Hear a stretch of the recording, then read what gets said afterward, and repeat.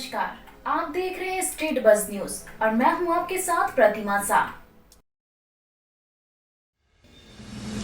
झारखंड के गोड्डा से बीजेपी सांसद डॉक्टर निशिकांत दुबे ने कहा है कि हेमंत सरकार की 1932 के खतियान आधारित स्थानीयता नीति और पिछड़ों को 27% आरक्षण दिए जाने से संबंधित विधेयक का बीजेपी आंख बंद कर समर्थन करेगी। साथ ही उन्होंने हेमंत सरकार पर तंज कसते हुए और चुनौती देते हुए कहा कि हेमंत सरकार सचमुच ये नीति लागू करना चाहती है तो आज की तिथि से लागू करके दिखाए और नीति में सिर्फ तृतीय और चतुर्थ श्रेणी ही क्यों बल्कि इंजीनियर, चिकित्सक, डीएसपी, बीडीओ जैसे पदों को शामिल करे।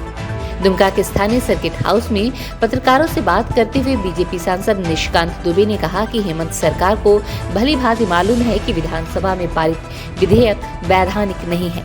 उन्होंने कहा कि 1932 के खतियान आधारित स्थानीयता को पूर्व मुख्यमंत्री बाबूलाल मरांडी ने जब लागू किया था तो उसे हाई कोर्ट ने गैर संवैधानिक मानते हुए निरस्त कर दिया था। उन्होंने कहा कि मुख्यमंत्री ये जानते हुए कि हाईकोर्ट ने इसे असंवैधानिक करार दिया, इस विधेयक को केंद्र के पास क्यों भेज रहे हैं। डॉक्टर निशिकांत दुबे ने कहा कि हमारी पार्टी शुरू से ओबीसी आरक्षण 27% करने के पक्षधर रही है, पर कानूनी बाध्यता है कि 50% से अधिक आरक्षण नहीं हो सकता। ऐसी स्थिति में आबादी के आधार पर आरक्षण की व्यवस्था होनी चाहिए। पिछड़ा वर्ग को 27% आरक्षण मिले और जिस समाज की आबादी कम है उसका आरक्षण कम किया जाना चाहिए।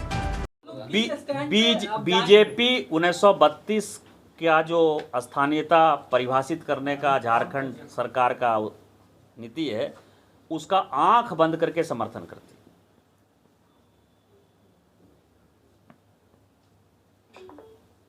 हम सरकार को चुनौती देते कि यदि उनमें थोड़ी सी भी आदमीयता बची हुई है, स्थानीयता बची हुई है और यदि वो जल जंगल जमीन की लड़ाई लड़ना चाहते हैं तो वो आज से लागू कर दें।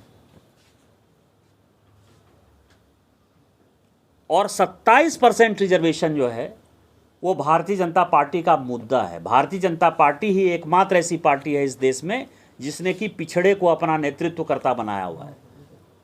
माननीय मोदी जी 10 साल से, और इसलिए सर्टिफिकेट लेने की किसी पार्टी से आवश्यकता नहीं है। पिछड़ा वर्ग आयोग को संवैधानिक दर्जा माननीय मोदी जी ने दिया, हमने दिया, कानून में संशोधन किया।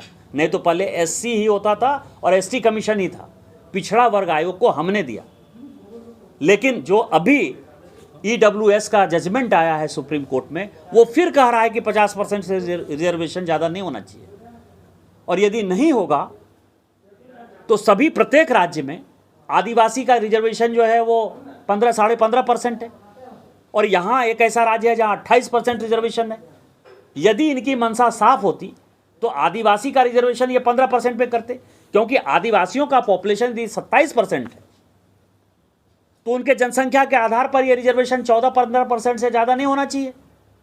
और पिछड़ों का यदि आबादी 54% है तो उनको 27% रिजर्वेशन मिलना चाहिए। सबका काम हो जाता। पिछड़े को भी रिजर्वेशन मिल जाएगा, आदिवासी को पूरे देश में जितना रिजर्वेशन है वो मिल जाएगा और शेड्यूल कास्ट को जितना रिजर्वेशन है 7-7.5% वो मिल जाएगा। तो ये मतलब आबादी के अनुसार होना चाहिए। आबादी के अनुसार होना चाहिए और पिछड़े को रिजर्वेशन 27% मिलना ही चाहिए, चाहे उसके लिए किसी का रिजर्वेशन काटना पड़े। तो ये आप कहते हैं कि आदिवासियों का जो रिजर्वेशन है झारखंड में उसको रास्ता यही है ना, यदि ये सरकार चाहती है तो 15% तक लाया जाए, ये आप कह रहे हैं। नहीं, हम यही कह रहे हैं कि आबादी के आधार पर रिजर्वेशन लाओ। आबादी के आधार पर लाओ मतलब ये कि 50% से ज्यादा होगा तो कोर्ट उसको खत्म कर देगी और पिछड़े को रिजर्वेशन दो। स्ट्रीट बज़ के लिए दुमका से राहुल कुमार गुप्ता की रिपोर्ट। देश दुनिया की खबरों से अपडेट रहने के लिए देखते रहिए स्ट्रीट बज़। यदि आपने हमारे चैनल को सब्सक्राइब नहीं किया है तो आज ही सब्सक्राइब करें। धन्यवाद।